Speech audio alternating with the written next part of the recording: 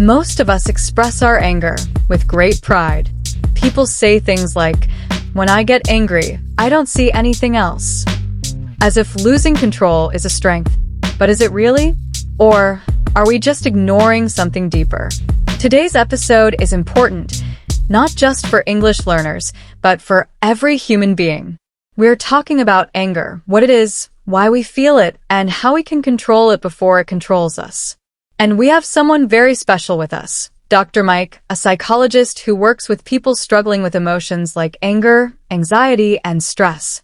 Hi, Dr. Mike. Welcome to the show. Hi, Lisa. Thank you for having me. It's great to be here and talk about something so important and real. Let's begin with the basics. What exactly is anger? Anger is a natural emotional response to something we see as wrong, unfair, or threatening. It can come from stress, disappointment, hurt, or feeling of disrespect. It's not always bad. In some cases, anger can help us stand up for ourselves or protect someone else. But when we express it in harmful ways, shouting, breaking things, or hurting people, it becomes dangerous. Why do some people seem to get angry faster than others? Good question. It depends on many things: personality, childhood experiences, even brain chemistry. People who have experienced trauma, constant stress, or who were raised in homes where anger was normal may have learned to respond this way. Also, lack of sleep, poor diet, and even screen addiction can make the brain more reactive and less patient. Wow. So anger is not just about the moment, it has a background. Exactly. And science has started to understand how anger affects the body too. According to recent research, even brief episodes of intense anger can damage the heart's blood vessels, especially the endothelial lining, which is the thin inner layer of the arteries. If someone already has heart disease, one burst of anger can raise the risk of a heart attack by almost 5 times in the next 2 hours.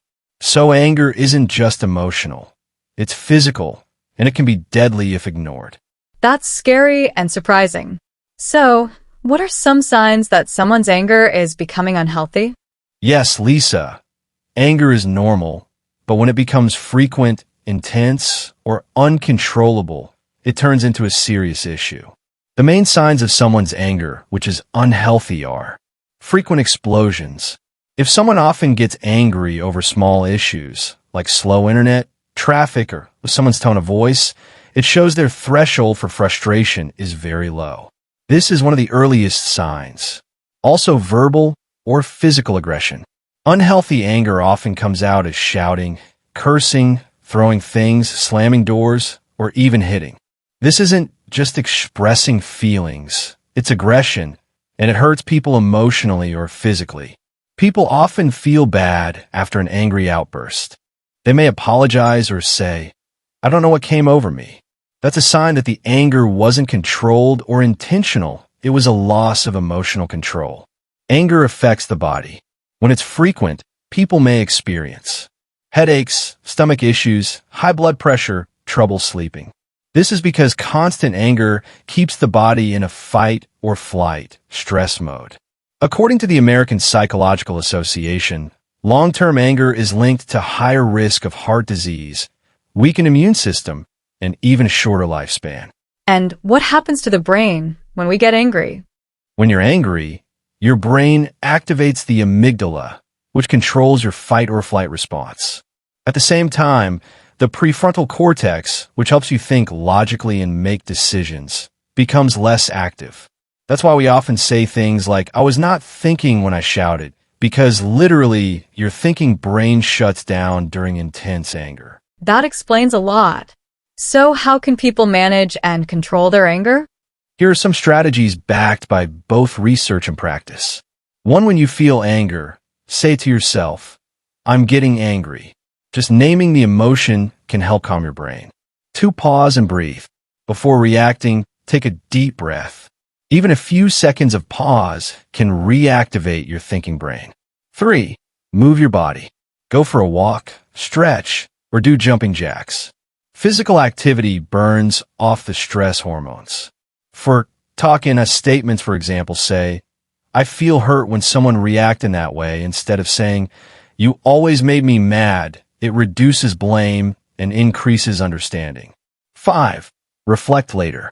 After you calm down, ask yourself, why did that make me so angry? Was it the event or something deeper like fear, rejection, or exhaustion? 6. Get help when needed. Therapy, anger management programs, or even simple journaling can help. You don't have to fix it alone. These are so helpful, Dr. Mike, and easy to try even today. Is it true that people who manage anger well also feel happier? Absolutely. People who control their anger experience less stress, stronger relationships, and better mental and physical health. They respond instead of reacting, and that makes life feel more in control. Before we end, if someone listening feels like they're always angry or that people don't understand their anger, what would you say to them? I would say, you're not alone. Anger is a human emotion, but you don't have to be ruled by it.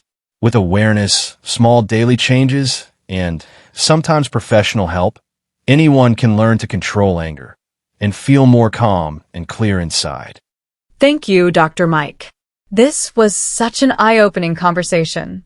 I hope everyone listening will try at least one of the tips you shared today. And to our listeners, do you ever struggle with anger? Which of these strategies do you want to try first? Let us know in the comments. Don't forget to like, subscribe, and share this podcast with someone who might need it today. We'll see you next time on Everyday English Talks, where we talk real life in real English.